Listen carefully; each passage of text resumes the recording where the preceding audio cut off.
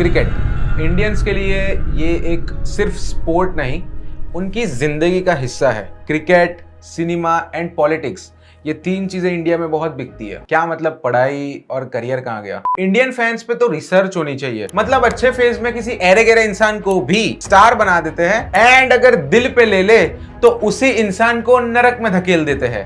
This is Indian fans and this is Indian fans cricketing mindset. Indian fans are the most passionate people you will ever see on this planet.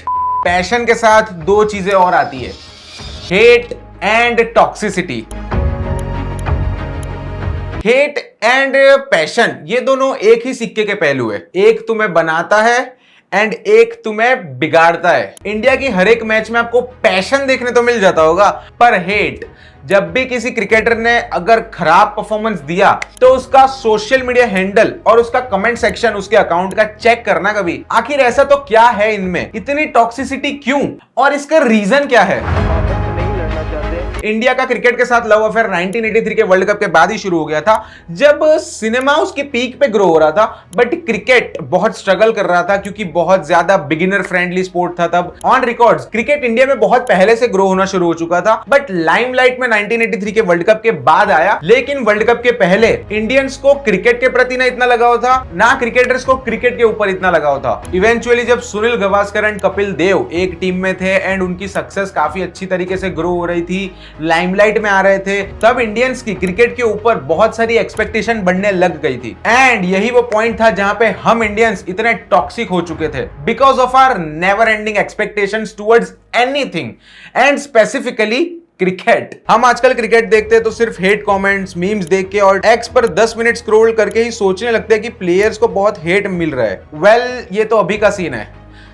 हमारे बाप दादा ने तो इससे भी बड़ी चीज देखी हुई है। 96 के वर्ल्ड कप का semifinal between India versus Sri Lanka जो ईडन गार्डन्स कोलकाता में खेला जा रहा था। टारगेट था 252 रन्स, लेकिन हमारी इनिंग्स इवेंचुअली सचिन के आउट होने के बाद कोलैप्स कर गई। जो स्कोर 98 फॉर 1 था वो 120 फॉर 8 हो गया। मतलब 98 पर एक विकेट गिरी थी एंड 128 रन्स पे 8 विकेट गिर चुकी थी, वो भी सिर्फ 20 मिनट के अंदर। इंडियन फैन से देखा नहीं गया और क्राउड ने स्टेडियम के कुछ हिस्सों में आग लगा दी और प्लेयर्स पर बॉटल्स एंड कचरा फेंकने लग गए। मैच उस समय अबैंडन कर दिया और श्रीलंका फाइनल्स के लिए क्वालिफाई कर गई। This incident remains as one of the darkest moments in the history of Indian cricket. इस घटना ने पूरी दुनिया को बता दिया कि इंडियन फैंस किस हद तक गिर सकते हैं अगर वो पागलपन और हेट में डूब गए। 10 साल पहले तक भी क्रिकेटर्स के पुतले जलाना, उनके घर पर अटैक्स करना, ये सारी बातें नॉर्मल हो गई थी। एटलीस्ट अच्छी बात यह है कि अब ये सब नहीं होता। लेकिन सोशल मीडिया, पब्लिक भी वही बोल रही छपरी है। रेपुटेशन तो बचेगी फ्रेंचाइजी की। थर्ड मैच हार गए ना। He has a lot of ego. Social media पे क्रिकेटर्स का ट्रोल होना, सोशल मीडिया पे मीम्स बनना, डार्क जोक्स को फॉरवर्ड करना, ये सब बहुत आम बात हो चुकी है और ना ही ये रुक रहा है। क्यों इतना टॉक्सिसिज्म? जब भी New Zealand, Australia, south Africa, West Indies, India tour पर आते हैं तो इंडियन फैंस वहां के प्लेयर को दिल से सपोर्ट करते हैं। सडनली एबी डिविलियर्स मिस्टर 360 बन जाते हैं, क्रिस गेल यूनिवर्स बॉस बन जाते हैं, केन विलियमसन केन मामा बन जाते हैं और डेविड वार्नर तो साउथ इंडियन बन जाते हैं। पर जब खुद के प्लेयर्स पे बात आती है तब इनका विराट कोहली चोकली बन जाता है, रोहित शर्मा को वड़ा पाव बोलते हैं एंड धोनी को क्रेडिट स्टीलर बोलते हैं। क्यों?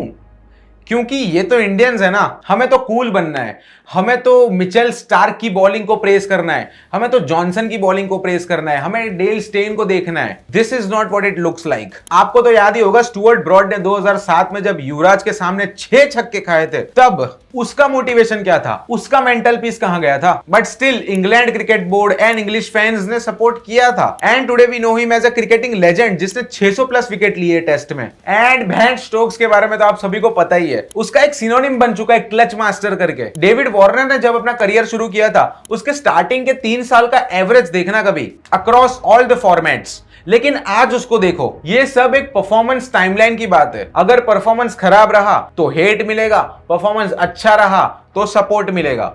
This is what it looks like. मैं दावे के साथ कह सकता हूं अगर इसकी जगह कोई इंडियन प्लेयर होता तो उसका तो करियर खत्म हो गया होता अभी तक। ना क्रिकेट बोर्ड उसे सपोर्ट करती, ना फैंस उन्हें जीने देते। फैंस ने तो युवराज सिंह को भी नहीं छोड़ा। 2014 के T20 वर्ल्ड कप के दौरान ही was not able to perform. ये वही युवराज सिंह है जिसने 3 साल पहले लाइफ थ्रेटनिंग कैंसर से लड़ते हुए इंडिया को जितवाया, वो भी ओडीआई वर्ल्ड कप। मुझे लगता है कि इंडियंस की जो लिटरेसी रेट है वो आधी तो अपने इंडियन फैंस की वजह से ही कम है। आजकल तो वुमेन क्रिकेटर्स को भी हेट मिल रहा है। किसी ने सच ही कहा है, with equal pay comes equal criticism. भाई अब ये कौन बोल रहा है कि women cricketers are born to be in kitchen but force to play cricket?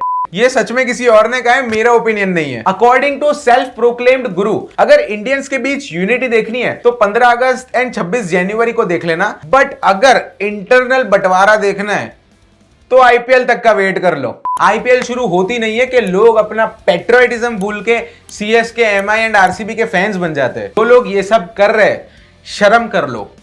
And RCB fans, तुम लोग थोड़ी ज्यादा शर्म कर लो। मतलब ये एक फिक्स्ड पैटर्न बन चुका है। अगर आईपीएल में कोई प्लेयर अच्छा खेल रहा है, मतलब वो जो 2 महीने आईपीएल खेल रहा है, काफी अच्छा खेल रहा है, Indian cricket board as in उसको अपॉइंट करती है। लेकिन जब इंडिया के लिए मैच में परफॉर्म नहीं कर पाया, तब हमारे फैंस ऐसे हाथ ऊंचा करेंगे, एक ऐसा करेंगे, एंड उसके बाद वो जो पीछे दिख रहा है ना, वो मार लेंगे। वैसे आईपीएल 2008 में शुरू हुई थी, बट उससे पहले इंग्लैंड एंड ऑस्ट्रेलिया के क्रिकेट बोर्ड्स ने भी ऐसी T20 टूर्नामेंट्स करवाए हैं। बट मैंने वहां पे ऐसे कभी कोई रिएक्शंस या कभी ऐसे कोई ट्रोल्स या कभी ऐसे कोई डार्क ह्यूमर कंटेंट देखा नहीं है। हम लोग अगर जितना बाहर के प्लेयर्स को सपोर्ट करते हैं, उसका एक फ्रैक्शन भी, मतलब एक टुकड़ा भी अगर तुम इंडियन प्लेयर्स को सपोर्ट करोगे, वो भी बहुत होगा। इंडियन फैंस को क्या करना चाहिए? देखो, मैं ये बिल्कुल भी नहीं कह रहा हूं कि पुअर परफॉर्मेंस एंड उनकी अनयूजुअल हरकतें की वजह से उनको क्रिटिसाइज मत करो। There is a fine line of difference between constructive criticism and blatant hate. पता नहीं इंडियंस ये चीजें भूल क्यों जाते हैं बार बार। अगर अगली मैच में केएल राहुल ने अच्छे से परफॉर्म नहीं किया तो फैंस उसके इंस्टाग्राम अकाउंट पे जाके, आथिया शेट्टी के सोशल मीडिया अकाउंट पे जाके, कमेंट्स में जाके अनयूजुअल कमेंट्स करेंगे, डार्क कमेंट्स करेंगे। एंड आपको खुद को पता है कि केएल राहुल का पोटेंशियल क्या है। एनीवेज, मैंने बता दिया एंड आपने सुन भी लिया, एंड मेरे को पता नहीं है कि ये चीज रुकने वाली भी है या नहीं, क्योंकि रिंकू सिंह की jawline and Indian cricket fans में एक चीज कॉमन है, दोनों सामने वाले को चीर के रख देती है।